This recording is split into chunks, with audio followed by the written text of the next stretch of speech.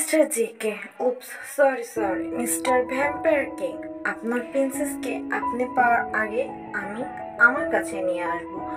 আর আমি যে কাজটা আগে করতে পারিনি সেই কাজটা এখন সম্পূর্ণ করব। টেকে কলেজে মন খারাপ করে বসে থাকতে জিমিন আর লিসা দেখে। তখন জিমিন আর লিসা তের কাছে এসে লিসা জিমিনকে বলে, কি হয়েছে তে, তুই তোর বার্থডে দিন মন খারাপ করে বসে আছিস কেন এইভাবে? তাই তো তে, তুই এভাবে মন খারাপ করে কেন বসে আছিস? তোর তো খুশি হওয়ার কথা, এটা তোর ফার্স্ট বার্থডে যেটা তুই তো সব কাজিনদের সাথে করতেছিস, তাহলে তুই কেন মন খারাপ করে এভাবে বসে আছিস একা একা? আরে তুই থাম তো লিসা, আগে তুই বলুক ওর কি হয়েছে। ওটা তো সহজে মন খারাপ করে। তোকে স্যার বার্থডে উইশ করেছে তো? কি যে বলিস না লিসা তুই, স্যার ওকে বার্থডে উইশ করবে না তা কখনো হয়? দেখ সবার আগে স্যার ওকে বার্থডে উইশ করেছে। না জিমিন, না মানে কি? জিমিন লিসা, স্যার আমাকে বার্থডে উইশ করেনি। লিসা আর জিমিন তো অবাক হয়ে যায় তের কথা শুনে। তখন জিমিন বলে, এই কারণে তুই মন খারাপ করে বসে আছিস তে? তুই দেখ স্যার মেবি তোর জন্য কোনো স্পেশাল কিছু রেখেছে। আমার বার্থডে উইশ নিয়ে কোনো কিছু যায় আসে না, অন্য কিছু হয়েছে জিমিন। অন্য কিছু হয়েছে মানে তে? তুই খুলে বল তো আমাদের। উনি কাল থেকে বাসায় নাই।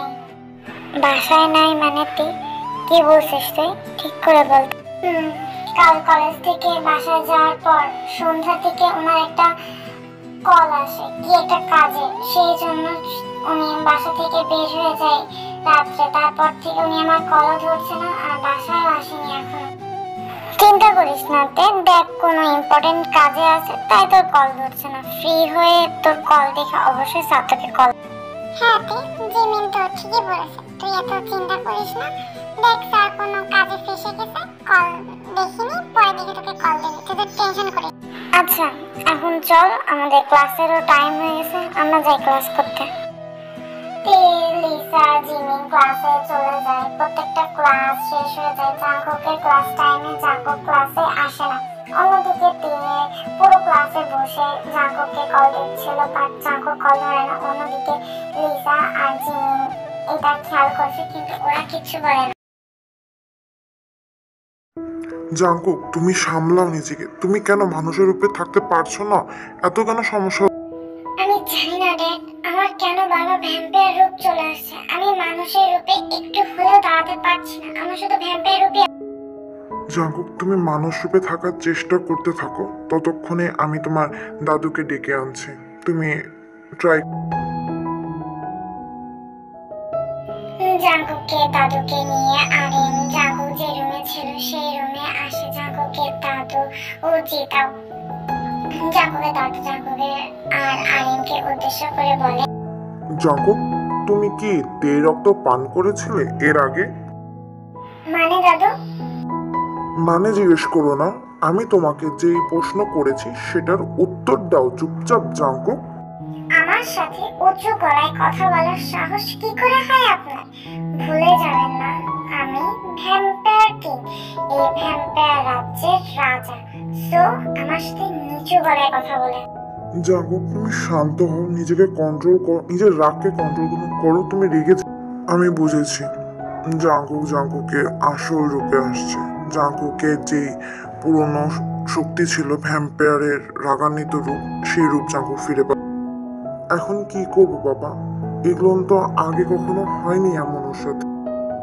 ওকে আগে ঠান্ডা করা দরকার, তারপর বলছি কি করা যায়। তোমরা তেকে সব জানিয়েছো তো ও ভ্যাম্পায়ার?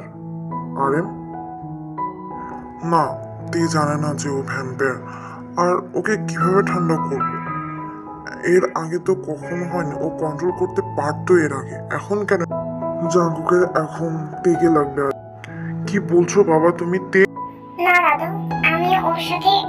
তোমার একমাত্র ঔষধ তে এবং তার পবিত্র রক্ত, যা তুমি আগে পান করেছিলে, যার জন্য তোমার শক্তি আবার ফেরত আসছে এক এক করে, আর যারই প্রভাব তুমি এখন পাচ্ছ, যার কারণে তুমি নিজেকে মানুষ রূপে রাখতে পারছো না বেশিক্ষণ। তুমি তোমার ভ্যাম্পায়ারের কঠিন রূপে যাচ্ছ বারবার।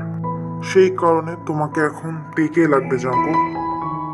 কিন্তু এটাতে ক্ষতি হবে, আমি সেটা জানি। আমি জানার পর তেকে ক্ষতির দিকে ধাবিত করতে পারবো না, এবং তের কোনো ক্ষতি আমি করতে পারবো না দাদু।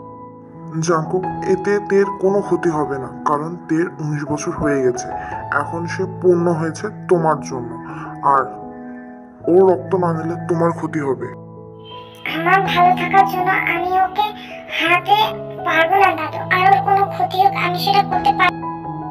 ওর রক্ত ছাড়া তুমি মানুষ রূপে থাকতে পারবে না, আর তোমার শরীর দিন দিন অবনতি ঘটবে, যার কারণে এখন তোমার তের রক্তের প্রয়োজন। না না না, হঠাৎ কারো কথায় জাঙ্কুক, আরিয়ান আর জাঙ্কুকের দাদু যেটাও অবাক হয়ে যায়। সবাই পেছনে তাকিয়ে আরো বেশি অবাক হয়ে যায়, কারণ পেছনে যে মানুষ দাঁড়িয়ে আছে তাকে তারা আশা করেনি। পেছনে আর কেউ না, তে দাঁড়িয়ে আছে। সবাই তের দিকে তাকিয়ে থাকলে তখন তে জিতার সামনে এসে বলে, আমি রাজি, ওনার যতটুকু প্রয়োজন উনি আমার কাছ থেকে আমার ব্লাড নিতে পারে। জিতাও আর আরিয়ান তের কথা শুনে অবাক হয়ে যায়। তখন আরিয়ান বলে, তে তুমি এখানে এখানে আর কি সব বলছো? আমার কোনো প্রবলেম নেই ড্যাড, আপনি যতটুকু পারেন রক্ত নিতে পারেন আমার। জাঙ্কুক তো তের দিকে হা করে তাকায় আছে। তে কি বলতেছে এটা জিতাও আরিয়ান জাঙ্কুক কিছু বলতেছে না। তখন আরিয়ান তেকে জিজ্ঞেস করে, তুমি জানো তো তে তুমি কি বল? হ্যাঁ ড্যাড, আমি জানি আমি কি বলছি, আর আমি রাজি, আমার কোনো প্রবলেম। কিন্তু তে তুমি এই রুম কোথায় আর কিভাবে খুঁজে পেলে? আপনি যখন ওনাকে নিয়ে এই রুমে আসছিলেন, মানে জাঙ্কুকের দাদুকে নিয়ে, তখন আমি আমাদের রুমে যাচ্ছিলাম। তখন আপনাদেরকে এদিকে আসতে দেখে আমি আপনাদের পিছু করি। তুমি জানো আমি ভ্যাম্পায়ার? হ্যাঁ আমি জানি। কি? আমি তোমাকে বলতে চেয়েছিলাম, আমি বলতে পারিনি। প্লিজ আমাকে ছেড়ে যাও না। আমি তোমাকে সত্যি অনেক অনেক অনেক বেশি ভালোবাসি, প্লিজ। ততক্ষণে জিতাও আর আরিয়ান সেখান থেকে চলে যায়, মানে সে রুম থেকে চলে যায়। জাঙ্কুকের সামনে দিয়ে গিয়ে বলে, আমি আগে থেকেই জানতাম যে আপনি একজন মানুষ না, আপনি ভ্যাম্পায়ার। কিভাবে, কখন? আপনি যেদিন আমার ব্লাড খেয়েছিলেন ওই দিন। তের দিকে জাঙ্কুক হা করে তাকিয়ে থাকে। তে আবারও বলতে থাকে, আপনার হয়তো মনে নেই, কিন্তু আমার মনে আছে।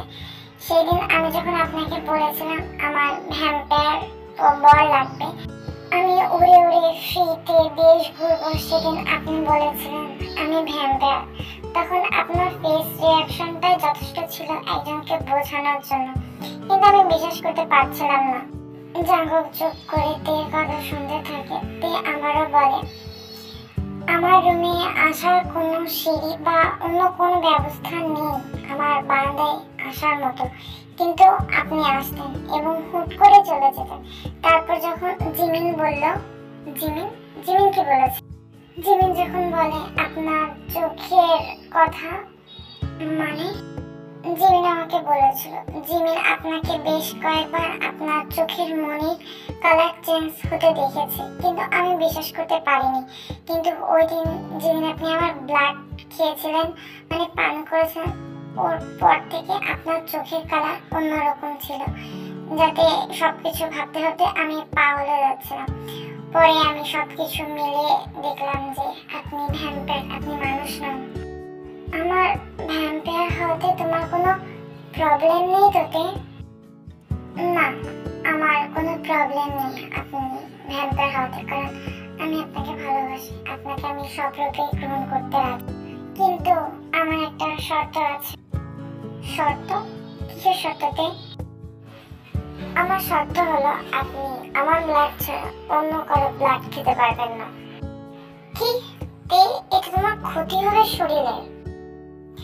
না, আমার কোনো ক্ষতি হবে না, এটাই আমার শর্ত। আচ্ছা, আমি তোমার শর্ততে রাজি। তের রক্ত পান করায় জাঙ্কুক ঠিক হলেও তে বেশ দুর্বল হয়ে পড়ে। তে বিছানায় শুয়ে আছে আর জাঙ্কুক তের পাশে বসে জাঙ্কুক থেকে বলে,